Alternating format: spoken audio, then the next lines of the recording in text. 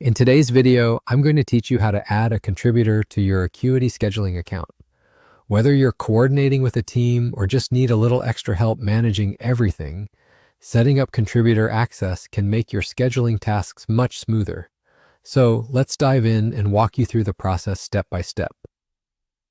First things first, you'll need to log into your Acuity scheduling account. Once you're logged in, you'll find yourself on the dashboard. This is your central hub, where you can manage your calendar, appointments, and other crucial aspects of your scheduling needs. Take a moment to familiarize yourself with this area, as it's where the magic happens. From this dashboard, look for a button labeled Manage Users. Go ahead and click on it.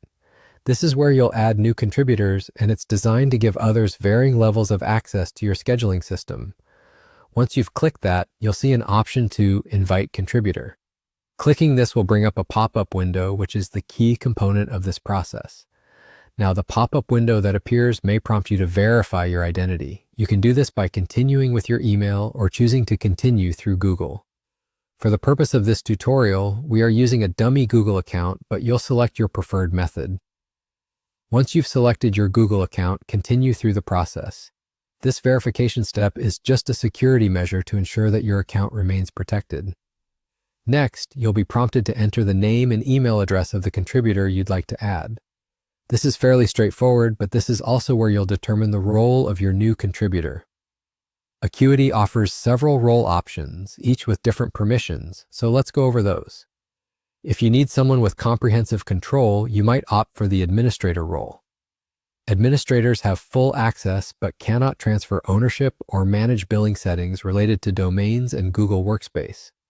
Alternatively, if you just need someone to handle financial aspects, you can choose the billing role, which allows buying and changing plans. For those focusing on website modifications, the website editor role permits editing of site content, while the comment moderator role allows management of comments. If you only want your contributor to view your private site, the viewer role is perfect, offering access without editing permissions.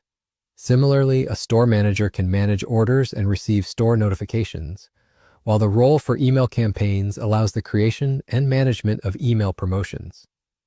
As for scheduling, you have options too. Contributors can either manage all appointments and settings or merely view and edit specific assigned calendars. After you've chosen the appropriate role for your contributor, double-check that you've entered their name and email correctly. When you're ready, simply hit the Invite button. The system will send an email invitation to your contributor. Once they accept it, they'll have the access you just configured, and you're done. With this setup, you can streamline your scheduling processes and collaborate more effectively.